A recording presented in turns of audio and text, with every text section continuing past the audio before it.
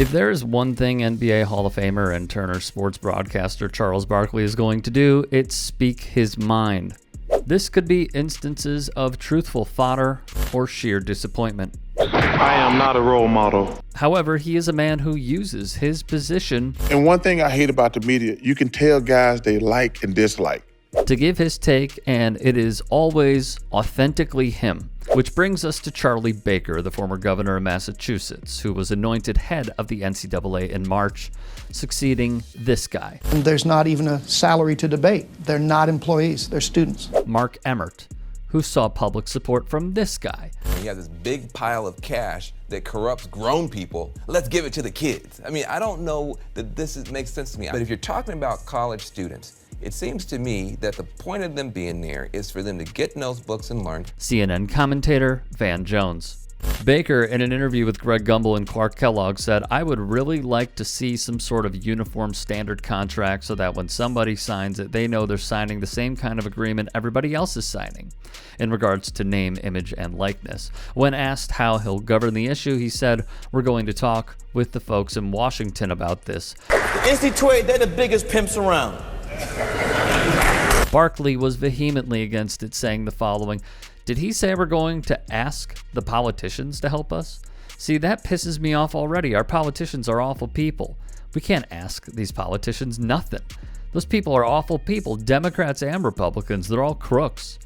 And there it is, ladies and gents, the beauty of Barkley on a national telecast, telling it like it is. What I would say is, it is odd to hear in front of a national audience that there is corruption on both left and right from someone who is not on, say, the Young Turks, a fully independent network, talking about corruption. It is odd. For those, though, who are unaware about what NIL is, via the case of NCAA v. Alston, the collegiate quote-unquote nonprofit essentially struck a deal.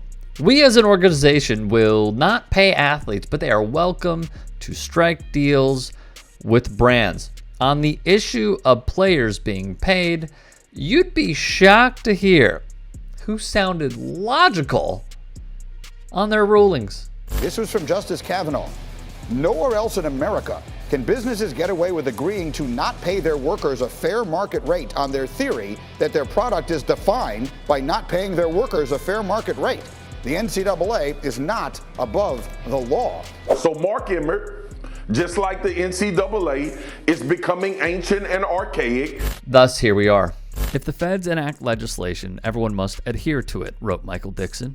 That is easier than something coming from the NCAA, which could lead to some dissent. Look, speaking with some former pro and collegiate athletes, a lot of them are pleased at the progress that has been made, though I will say, some have said there needs to be stipulations in place for things like good grades, a diploma, or a payment plan, so younger folks do not get all of this money all at once.